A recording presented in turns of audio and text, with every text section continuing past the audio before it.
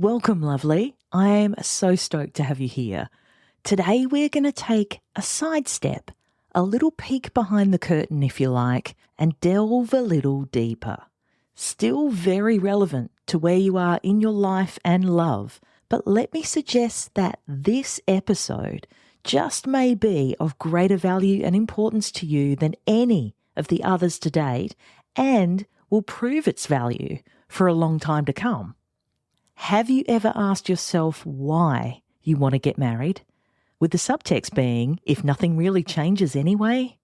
In 2019, according to the Pew, P-E-W, Research Centre, the decision to get married is a personal one, but for most married adults, love and companionship trump other considerations such as the desire to have children someday, convenience, or finances. But there are some other legal aspects to consider too, including, in Australia, that marriage revokes a will, so it makes it null and void, unless it was created in contemplation of marriage, and those words need to be used, and marriage spouses automatically become each other's next of kin. Then there's the amount of income tax a person pays. That can change once they get married. And there could be changes in future property settlements, survivor benefits, health insurance payments and claims, custody of children, maintenance payments, and even inheritance. But I'm pretty sure that none of this is what's really on your mind, right? You want to know when you wake up that day after your wedding, what happens then? Dating and relationship coach Beck Thompson from the Relationship Circle is going to teach you the changes couples experience once they get married, why you need to work out and talk about your sometimes unconscious expectations about marriage, how to start the discussion about traditional or gender roles and responsibilities, and understanding the significance of changing your last name after you get married. I should also tell you that Beck is hilarious, open, and super easy to talk to. You're going to love how practical she gets and how easily you'll be able to use her strategies to improve your relationship immediately. Let's get stuck into it. Unbridely is a community of pro-wedding vendors who believe in freedom and integrity in weddings, giving you options, solutions, tips and tricks to create the experience and memories that you and your fiancé really want and deserve. Because we believe that weddings are a team sport. With how-tos, stories and interviews with recently married couples, we find out what went right and what they'd change if they could go back and do it all over again. I'm Camille, and welcome to the Unbridely podcast. Hi, Beck, and welcome to the Unbridely podcast. Hi, thanks for having me. As I was just saying, super excited to have you on. Because here on the Unbridely podcast, we're talking all about weddings. We're talking all about, all the planning and all that sort of stuff.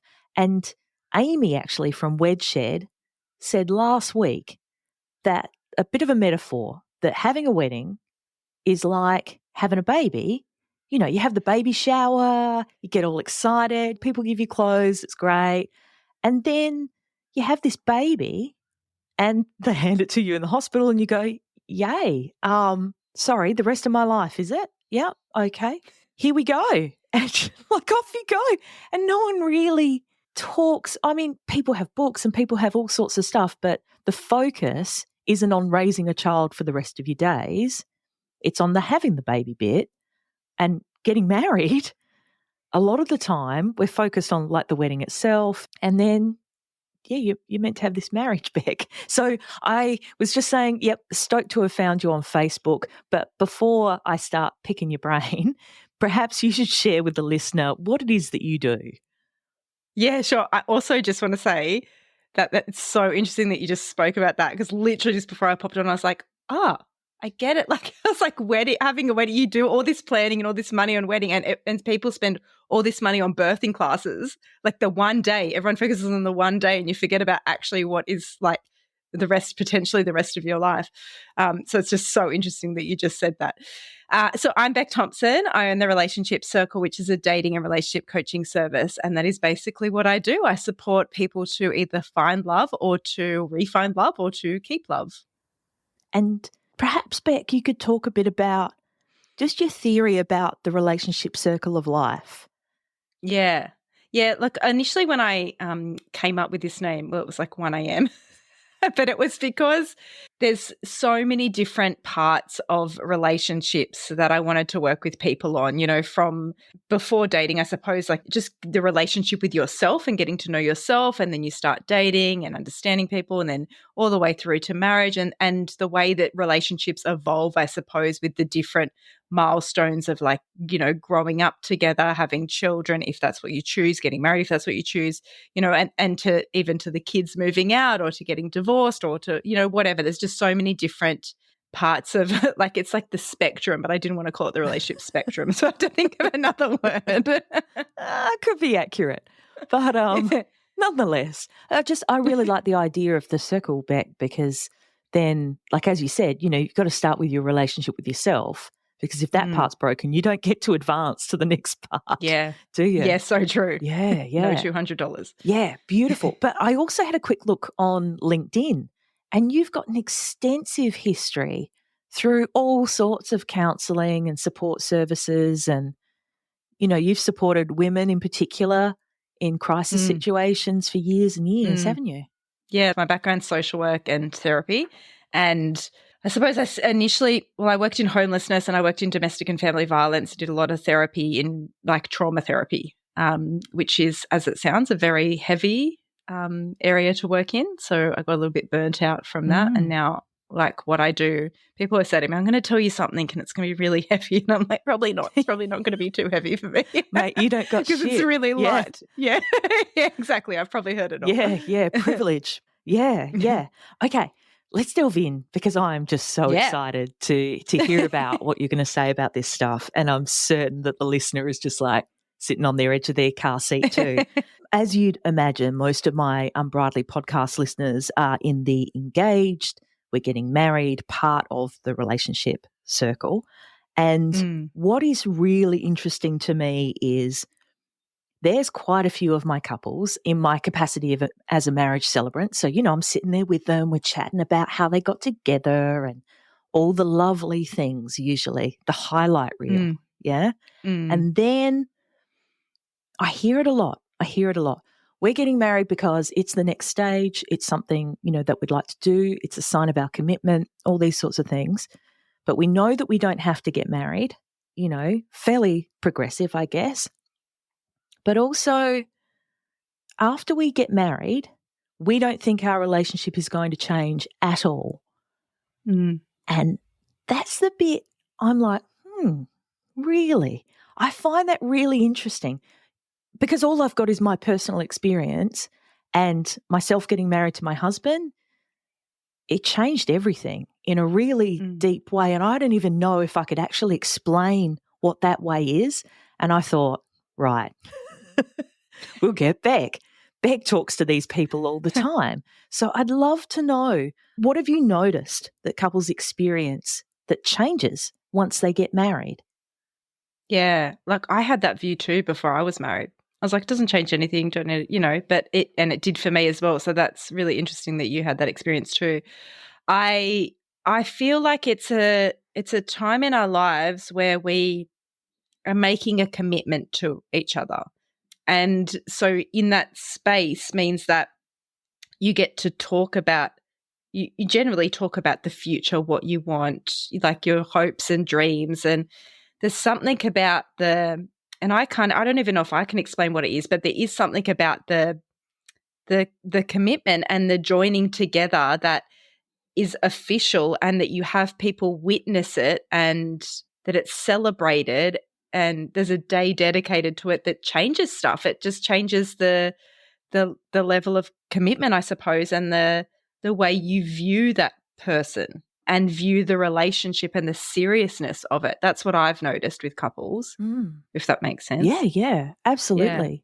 Yeah. It's really hard to sort of pin down, I find, but do you have couples come to you for therapy, like married couples?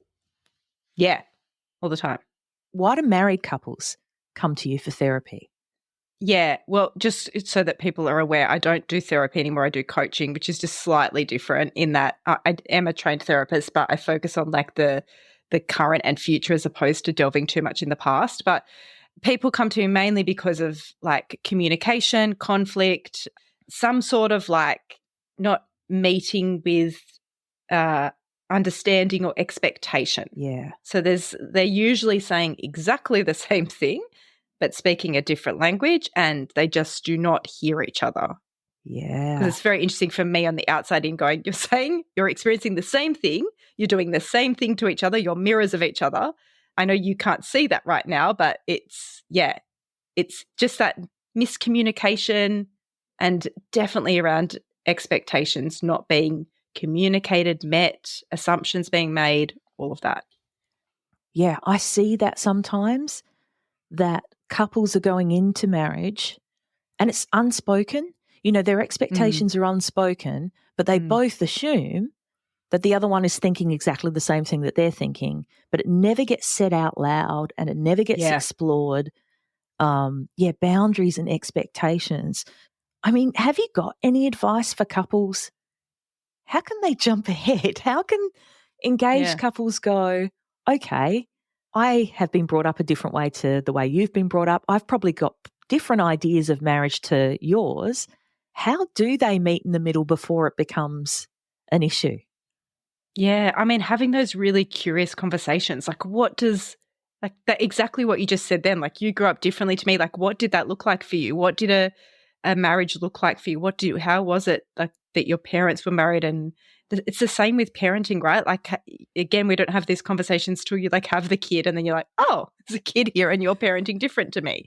And that's not, and then you're in it, right? So to have the conversation before you're in it, like just be, I think curiosity is like the best word to explain it. Because if you can just be like, I just want to understand where you came from, not that I'm right and you're wrong or vice versa, but like, tell me about it. Like, tell me about what marriage means to you. Tell me about like, a really good one is no one talks about monogamy. And yet when someone cheats, they're like, oh, that wasn't my definition of what monogamy was. Like just like, let's get everything out on the table and like talk about it because you are going to marry this person.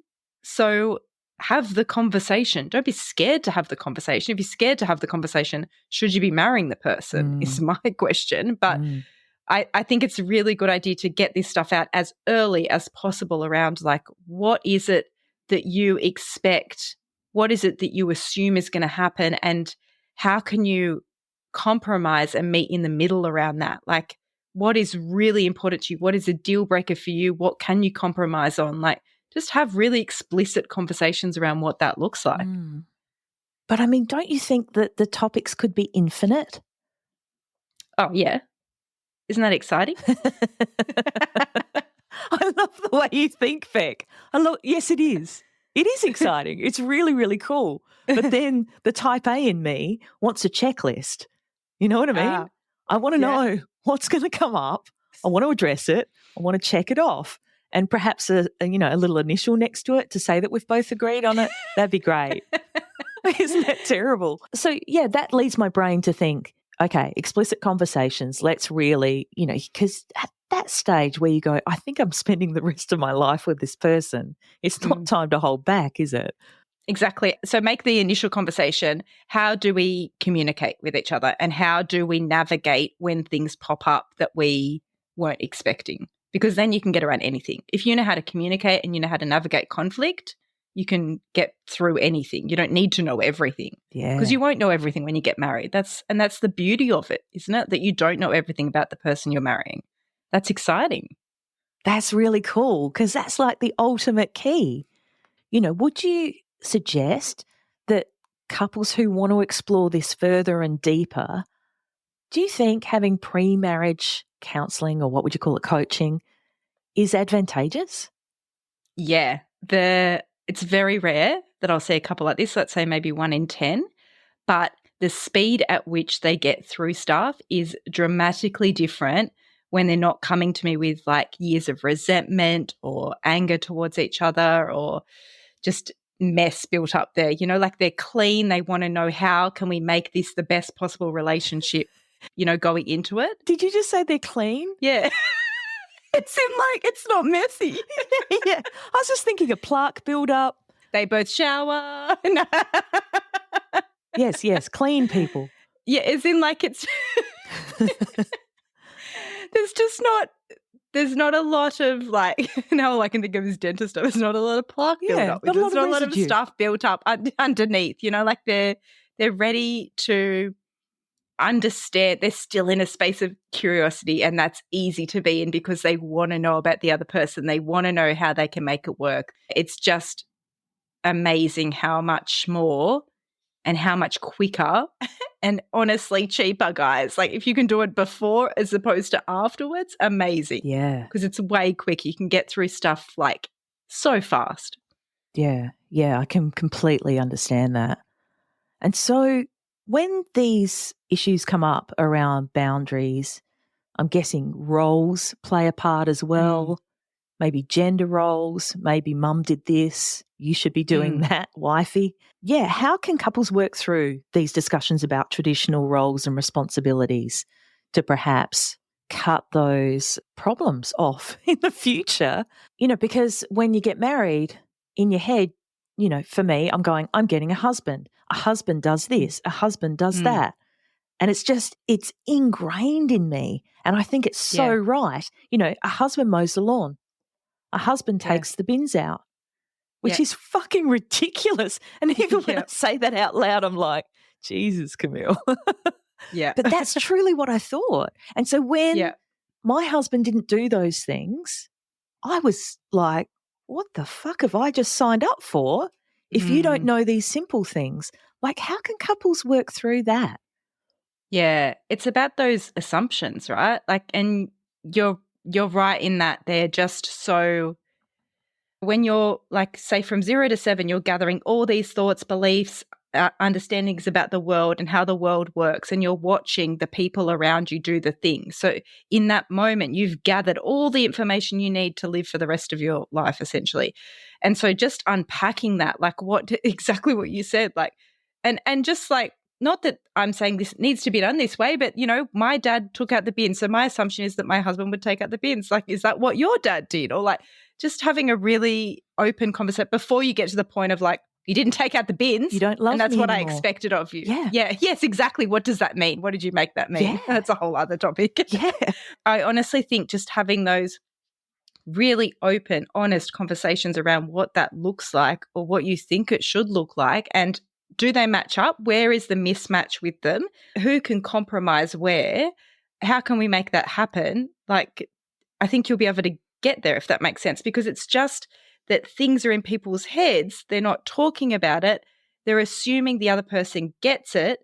They're not in your head. They've got their own set of stuff happening and no one's talking about it. Expectations are not being met. People get disappointed, get resentment, don't talk about it again. And it's just this vicious cycle of stuff when you could talk about it. You could.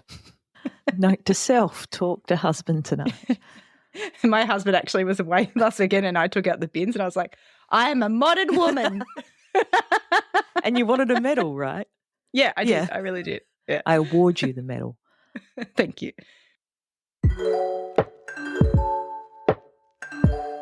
If you had a sweary, chocolate-addicted, wine-sipping fairy godmother who could help you with your wedding planning, what would you wish for?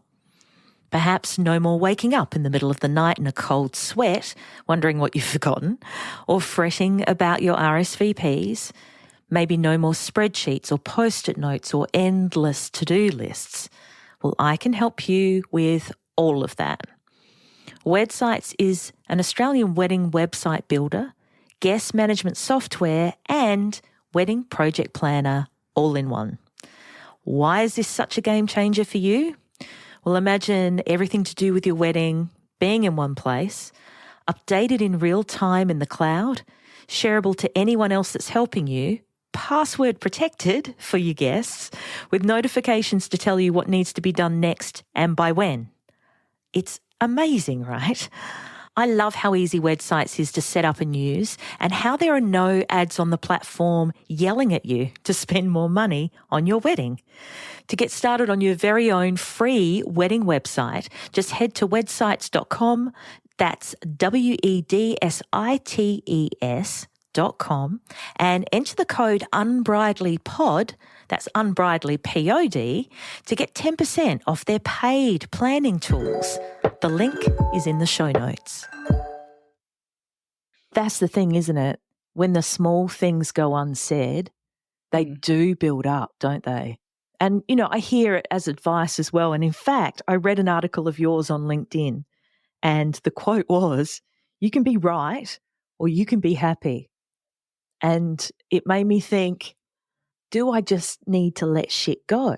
And how do you know when you're just letting things slide because you can and it's easy and it's not that important, it's just taking the bins out, for example, or when you're sweeping things under the rug and you're putting your head in the sand there and it's actually building and building and building? How do you know? Yeah. Talk about stuff if it's agitating you, absolutely. But maybe it's not about in that moment, like when you're feeling like, oh my God, I haven't taken the bins out. And then what humans do is interesting because you've got this gap then of like in your head, he hasn't taken the bins out, exactly what you said before. What does that mean? It means he doesn't love me. Does it? Like you've just made that story up. So but you filled in the gap there. But if you can say like, I noticed you didn't take the bins out yesterday, and we'd agreed upon that, or so, like whatever the agreement was or not, like, hey, like we haven't spoken about who's going to take the bins out, or, I think that when stuff annoys you a little bit and if you feel like it's living in your body somewhere and you can't make like a resolution with it, then bring it up. But you just don't want to bring everything up because it's going to feel like attack on the other person and that they can't do anything right. So maybe it's about like a lot of couples, I get them to have like a weekly meeting, like a weekly check-in around like, this is what bugged me this week. Seriously? How can we, like literally like they break it up. I think this is actually from Gottman. They break it up into 3 sections. This is what I get my couples to do anyway, and say, depending on the level of conflict, if you're a very high conflict couple, I will literally give you maybe 5 minutes each to talk. And then the last 5 minutes is like, what can I do differently? As in, you need to take complete ownership of something to do differently. And like, this is what I need from you in the other person. But in the 5 minutes that's yours, you're like talking like a monologue about something that has upset you that week. And that could be about the bin. So you're not going to have time in that space to raise like, well, when you left the spoon next to the sink, like this is literally what people come to me for. I'm telling you, married people. Like people laugh at me when I say this, but they come to me because he put the spoon on the sink and not in the dishwasher, right? Because it's not about the spoon. That's about, is that about respect? Yes. Is that like, what is that really about? What does it mean? But this is, what does it mean? What does it mean to you? So just, pick what is bugging you the most, I suppose, and bring it up. Yeah, wow. So when again, the term like residual, like, and like when you can't let it go, when it's driving you nuts, when it's constantly going around and around in your head, you got to address it. Yeah. And it's cool to think about like what that means to you, right? What have you made it mean, and communicate that, because chances are that it doesn't mean that. You've just kind of made that story up, and that's come from all your past beliefs and values, etc. I've got a really good example. My husband, probably going to kill me, when I don't wipe the bench down, I work from home. And so quite often I'm like got 5 minutes between a client. I'll go out and make something to eat, come back in, I've left crap all over the bench. He comes home, he's like, the bench isn't clean. To him, it means I don't respect him. For me, I respect him 1,000%. It has nothing to do with that. I just didn't have time. But he's made that story up, and that's what so as much as I can, I try to keep the bench clean because for him, that's important. For me, I don't care. And he does other things for me, vice versa. But when he communicated to me that it meant respect, I understood it. Because before that, it was just this argument of like, I keep it messy and he keeps it clean, and who's right in that? Like, it didn't mean much. But when I got to understand what was underneath that, then I had more understanding for him as to why it bugs him so much. So traditional roles and responsibilities talk. Yeah. Nice. I like that a lot. And I'm guessing that those sort of conversations, the reasons why couples come to you for coaching would be getting more and more complex, surely, with changing sort of gender roles, with same-sex couples. I really like that quote. You can be right or you can be happy. So it's from a point of curiosity that we're trying to come from there. But you know how many times people enter like a conflict because they want to win the conflict, right? Like, and we're kind of primed to do that. And that's why that kind of, I don't even know who told me that quote. It's definitely not mine, but I stole it from someone else. But it's about like when you enter that conflict, is it about you two versing the problem or is it about you two against each other? Because they're two very different things. And if you want to be right in that, go for it. You can win, but no one's going to win, are they? You're going to end up both unhappy at the end of that. Too true. Something that I see with couples is the discussion around changing of the last name. Because, of course, traditionally in heteronormative couples at least, a guy gets married to a girl ditches their last name. Easy, done, not a problem, everyone did it. But it's not as popular anymore. There's a lot of reasons why. And I hear, especially women who are coming into a marriage with a man, they're just going, look, I've actually built up a career here. I've got my own identity. I'm a professional. I might have published papers, books, goodness knows what else. What does it mean to ditch my last name at the door of the church or the ceremony or whatever? What do you see in the changing of the last name and conflict with couples? Yeah, I think I don't see a lot of that probably because they've either come to me beyond that or way before it. But again, I think like I'm going to sound like a broken record, but it's about like communicating what that means to you. Like, why is it important for you to change it, not to change it? Why is it important that your partner changes it or doesn't change it? And like just being able to understand each other and be curious as to, and at the end of the day, I believe it's the person's, they can choose whether they change their own name or not. So the woman, really, if in that relationship, just understanding each other, just being curious as to why that is important to you and, yeah, understanding each other, really. Yeah. What I think as well, because it is something from, the past that was it was popular. It was it was what you did. It was expected. Parents of my couples, they're having some big discussions, getting in the couple's ears going, well, of course, you'll be Mr. and Mrs. whatever or Mrs. and Mrs. whatever.